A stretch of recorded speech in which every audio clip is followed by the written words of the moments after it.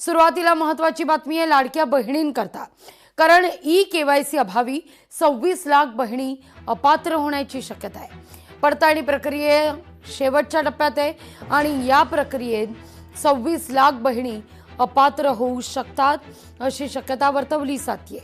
E-KYC करता 30 April पर्यंत मुदतवाढ देण्यात आली आहे। काही दिवसच आता उरलेले आहेत। आज 27 एप्रिल आहे, त्यामुळे लवकरात लवकर ई-केवायसी करणं बंधनकारक असेल।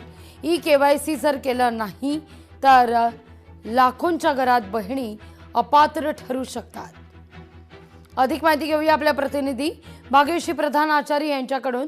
भाग्यश्री, काय अपडेट?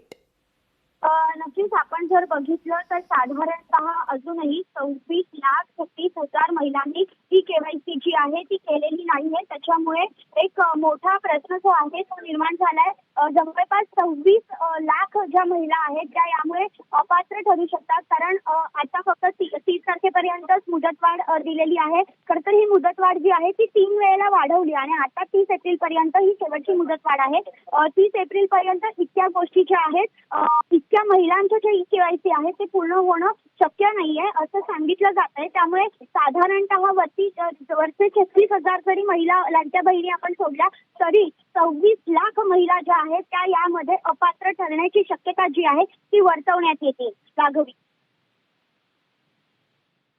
भाग्यश्री, धन्यवाद तुम्ही दिलेल्या एकूण सविस्तर माहिती करता।